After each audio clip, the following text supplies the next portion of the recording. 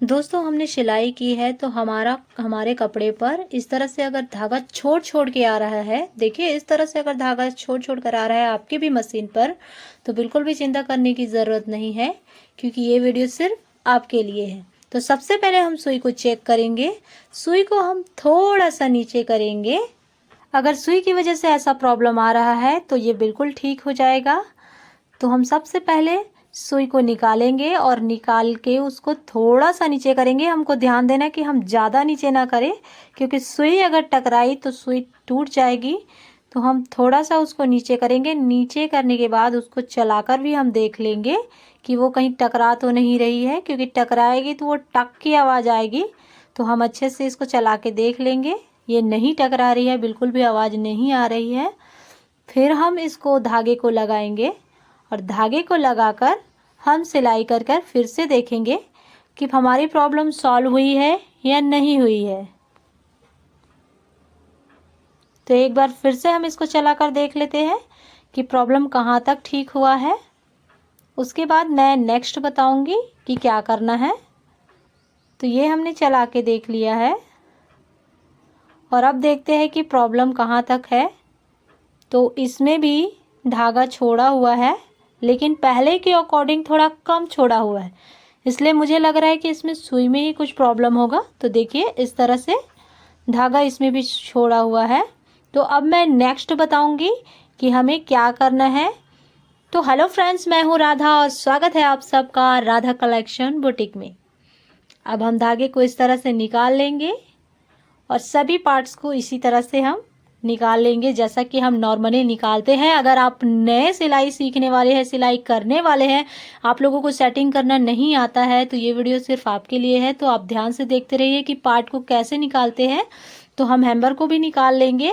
आपको समझाने के लिए मैं उसको निकाल रही हूँ, बाकी आप उसको बिना निकाले भी समझ सकते हैं, देख सकते हैं। जब आप खुद से उसको बनाएंगे तो आपको दिखाने के लिए और समझाने के लिए मैं इसको निकाल रही हूँ। हम ये दोनों नट को भी साथ में निकाल लेंगे। सिलाई छोड़ छोड़ कर आ रही है, उस पर भी मैंने एक वीडियो बनाया हुआ है पहले से। आप नए हैं तो इस चैनल पर सब्सक्राइब करके उस वीडियो पर विजिट ज़रूर कीजिएगा। उसमें मैंने अच्छे से डिटेल में समझाया है। और इसमें अगर सिर्फ सुई की वजह से ऐसा हो रहा है, इसलिए मैं सुई का जो प्रॉब्लम है उसको बता रही हूँ। उसमें मैंने डिटेल में बहुत सारे बताए हुए हैं, तो लोग उसको देख भी रहे हैं, पसंद भी कर रहे हैं और उससे उनका प्रॉब्लम सॉल्व भी हो रहा है। तो इस तरह से अब हम नट निकाल लेंगे और पूरे इसको भी निकाल लेंगे। निकालने के बाद हम यहाँ पर को देखेंगे। तो पूरा खोलने के बाद इसको साफ कर लेंगे थोड़ा सा। अगर आपने साफ नहीं किया हुआ है तो, साफ किया हुआ है तो ठीक है। पूरा खोलने के बाद हम इसकी सुई को थोड़ा सा नीचे खिसकाएंगे। आप इस दांती को निकालना चाहे तो निकाल सकते हैं और नहीं निकालना चाहे तो कोई बात नहीं।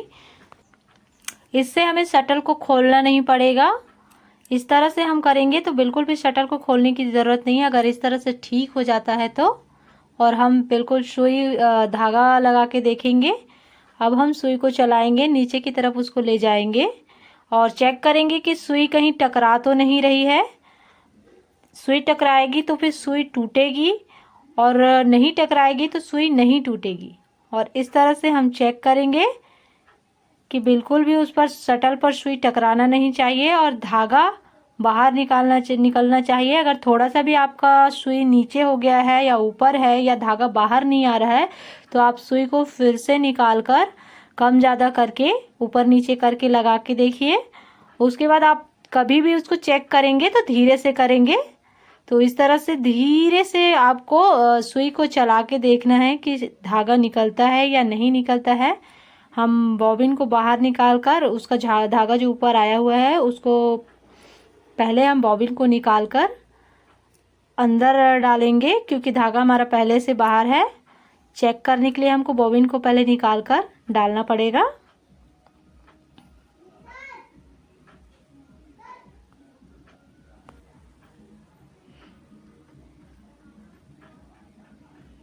तो बॉबिन को निकालकर मैंने डाल दिया है अलग से।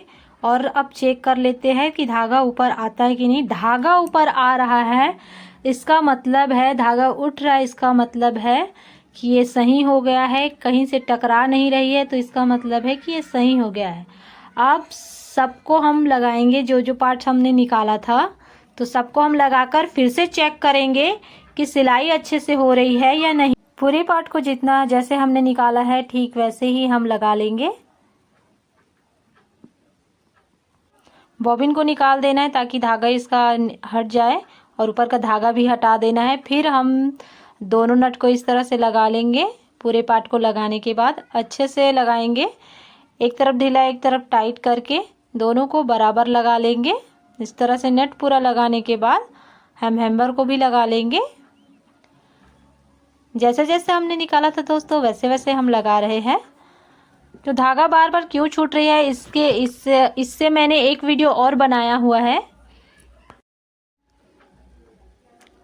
हैम्बर की नट को अच्छे से लगाएंगे, ज़्यादा उसको लूज नहीं करेंगे। लूज करने से वो क्या है ढीला हो जाएगा, तो फिर वहाँ से भी वो इधर उधर खिसकेगा, तो जो सुई में टकराएगी और सुई टकराएगी तो वो सुई टूट जाएगी। तो हम उसको सभी पार्ट को अच्छे से लगा लेना है। नट को बिल्कुल करेक्ट लगाने के बाद इस तरह से चलाकर देखेंगे कि हमारी सुई हैम्बर से तो टकरा नहीं रही है। इसका हमें ध्यान रखना है, अगर हैम्बर से टकराएगी तो उसको हमें अच्छे से लगाना पड़ेगा। तो उसके बाद हम बॉबिन को अंदर की तरफ लगा देंगे। तो बॉबिन को लगाने के बाद इस तरह से बॉबिन को हम लगाते हैं, इसको ऊपर उठाएंगे और फिर अंदर जहाँ डालना रहता है वहाँ डालेंगे। उसके बाद ये अच्छे से लग जाएगा। तो नीचे से मैंने उसको बॉबिन को लगा दिया है और ऊपर से धागा को भी लगा लेंगे। अब धागा लग गया है और फिर से कपड़े को सिलकर देखते हैं कि अभी सही हुआ है या नहीं। तो धागा ऊपर आ गया है तो लग रहा है कि ठीक हो गया है। अब हम सिलकर देखेंगे कि सिल रहा है, ठीक से आ रहा है कि नहीं। तो वीडियो अच्छी लगी हो तो लाइक और शेयर कीजिएगा। चैनल पर नए हैं तो सब्सक्राइब करके बेल आइकन के बटन को प्रेस कर लीजिएगा ताकि हमारे आने वाले वीडियो सबसे पहले आपके मोबाइल पर पहुंचे। और अब देखेंगे कि सही से सिलाई हुई है या नहीं। तो सिलाई बहुत अच्छी हो गई है। ये देखिए पहले के अकॉर्डिंग बहुत अच्छे से हुई है। पहले धागा छोड़ छोड़ के सिलाई हो रही थी, सेकंड में कम छोड़ छोड़ के सिलाई हो रही थी और थर्ड में जब हमने बनाया तो ये अच्छे से सिलाई हो चुकी है। तो वीडियो कैसा लगा कमेंट बॉक्स में जरूर बताइएगा। चैनल पर नए हैं तो सब्सक्राइब करके बेल आइकन की बटन को प्रेस कर लीजिएगा। मिलेंगे फिर किसी नए वीडियो के साथ, तब तक के लिए take care, bye bye, thanks for watching.